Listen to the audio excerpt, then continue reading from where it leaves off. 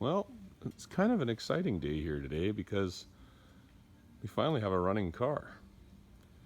The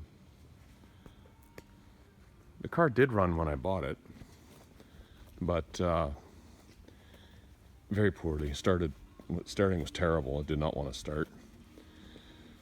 So I've kind of just wanted to get to the point where I could run it, and it runs now, and I can drive it. Next, we'll fine tune it and maybe take a compression test. I'm going to warm it up here and test the compression. I replaced the battery cables, brand new single aught, and I also changed the starter thanks to Paulo for hooking me up with a good little starter. I don't like this wiring here. I'm going to clean all that up. Again, that's just getting it started. I did put in new plugs, new spark plug wires, new coil. Excuse me. And the original coil was still in the car. It was the type, the wire came out the back and went into the ignition switch, and there was a hole here in the firewall. I put a rubber grommet on there and ran a wire right from the ignition switch to there, and it works awesome. New plugs, like I said, wires, cap and rotor are being done here shortly, and clean up this wiring, and like I said, start tuning this thing up. I'll start it up for you. Anyone that's got an old Plymouth knows that, and this is partially apart because I've been working on it. You don't have a starter button. You got a key switch over here.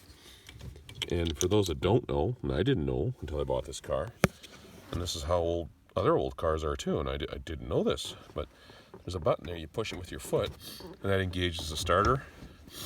And when you let it go, the starter solenoid comes off. So you basically turn the switch on. All you're doing is turning on the coil. I'll hit a button here, my foot.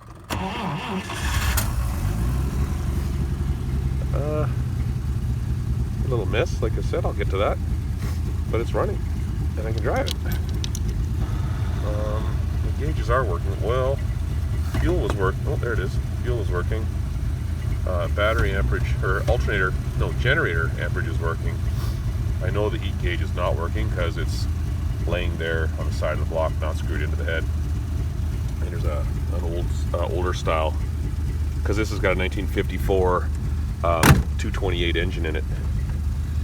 Yeah, the heater plug didn't work. Heater temperature, I guess it'd be the probe, doesn't thread into the block. I'll deal with that later. And there she goes. She runs. I'm happy about that. I'll take it back into its home here.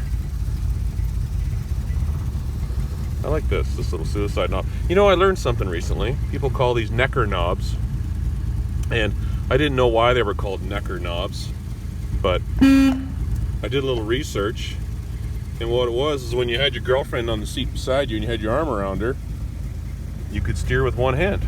Your other hand was on the necker knob, and they called it a necker knob, I guess, because your girlfriend was really close to you. Kind of makes sense.